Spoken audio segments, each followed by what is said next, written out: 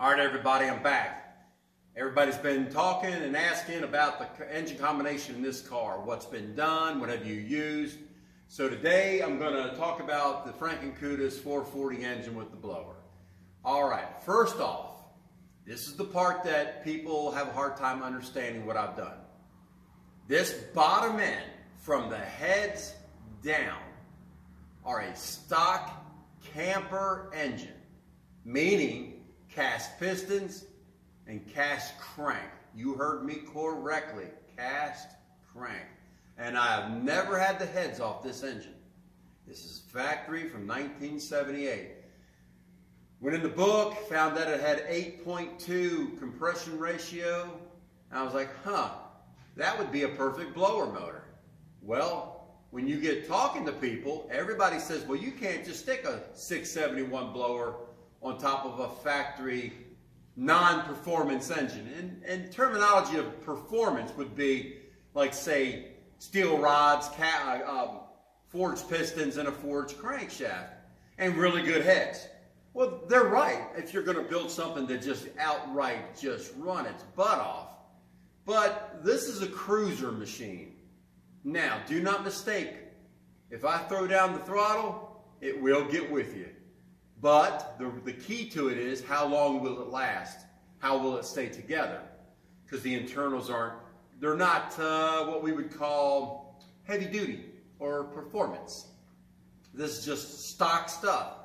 But I've only running about 5 pounds of boost. You know, so it livens up the engine just enough. But it is a worn out, well, I say worn out, it has 80-some thousand miles.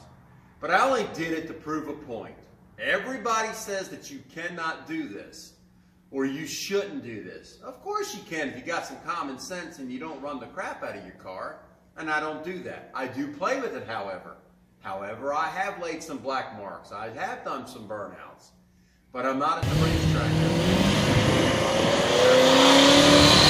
Yes, my car is street driven. I can drive it anywhere, working lights, everything. It just doesn't get good mileage. It gets about 6 miles, 7 miles to the gallon. And in a 12-gallon tank, my range is not very far. So I have to be careful where and how I use the car. That's why I trailer it most places. It's not because I can't drive it. It's because I will be making a lot of pit stops for fuel. But now, let's get back to the engine.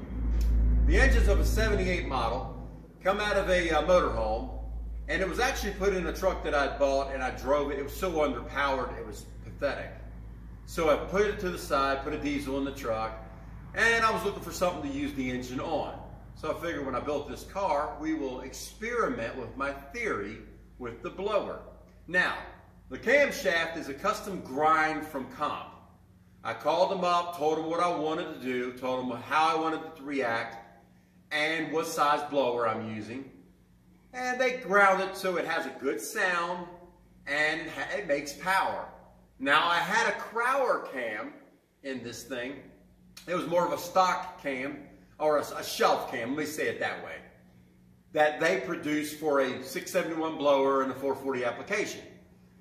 It was a really efficient camshaft, but it made no noise. Matter of fact, I would almost bet a Honda would sound better at idle. So I took that thing out, called Comp, they ground me one. The headers on this car, they're from Summit. They're their ceramic coated headers. They fit wonderful. They do a really good job. Internals of the engine is all 1978 Dodge, all of it, every last stinking bit of it. Now I will tell you, I ditched the factory harmonic balancer. That's a big problem with these engines. The weight on them things is, I don't know, it seems like it does something to the imbalance. So I bought one from 440 Source. I bought one of their billet ones, and they've got a removable weight. So when I decided to change this engine over to an all aluminum 426 Hemi that I've got, it's a Keith Black, by the way, thank you, old Blue Max engine. When I swap it over, I can retain this nice balancer that I bought. I just unscrewed the weight from the back of it and ditched the weight, and now I've got an internally balanced balancer.